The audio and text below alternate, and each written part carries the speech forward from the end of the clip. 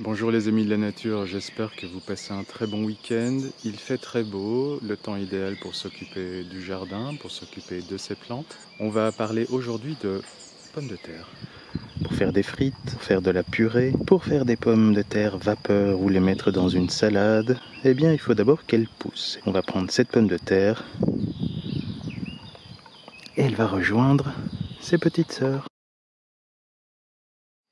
Il vous faudra un petit peu de compost si vous en avez, un petit peu de terreau ou un petit peu de terre. L'idéal, si vous avez une pelouse, c'est de la tondre et de laisser sécher l'herbe que l'on va ensuite utiliser pour créer la petite butte dans laquelle les pommes de terre vont pousser. Si vous n'avez pas de jardin, vous pouvez aller voir dans les parcs autour de chez vous, poser la question aux ouvriers communaux qui sont en charge de l'entretien de ces parcs. Il est possible qu'ils tondent et dans ce cas-là, peut-être leur demander si vous pourriez prendre une partie de l'herbe qui a été coupée.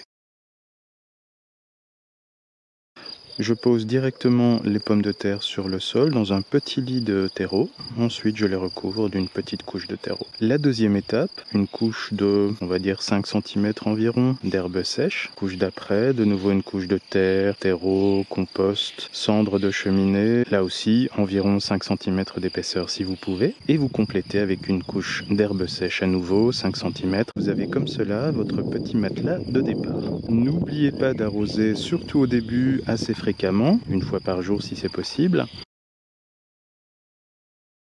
Dès que vous voyez apparaître les feuilles au travers du paillage, vous pouvez mettre la couche suivante d'herbe sèche jusqu'à la limite des feuilles.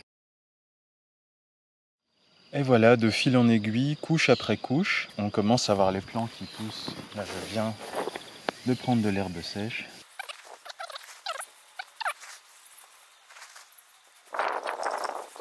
Au lieu de buter avec de la terre, je viens simplement buter avec de l'herbe.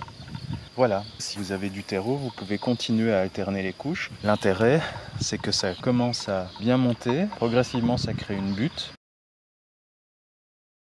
Quand vous voyez apparaître les fleurs, ça veut dire qu'il va commencer à être temps de faire la récolte des pommes de terre. Entre le moment où vous plantez la pomme de terre et le moment où le plant sera bon à récolter, en principe, il va se passer 3 ou 4 mois.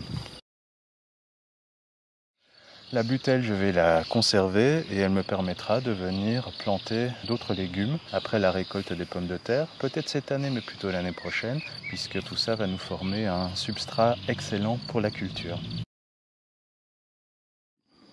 Si vous avez un balcon ou une terrasse, il est aussi possible de planter et de faire pousser vos pommes de terre. Il vous suffit pour cela d'un pot de fleurs relativement grand dans lequel vous allez appliquer exactement la même technique, commençant par une couche de terre, terreau au fond. Et là aussi, vous pourrez voir pousser et se développer votre plant de pommes de terre. Je vous souhaite une très bonne plantation et une excellente récolte. N'hésitez pas à vous abonner à la chaîne Béopolis sur YouTube. Vous pouvez également nous suivre sur Facebook pour y poster aussi vos commentaires et vos réactions, et sur Instagram. Je vous dis à très bientôt, béopolisez bien et passez un excellent week-end.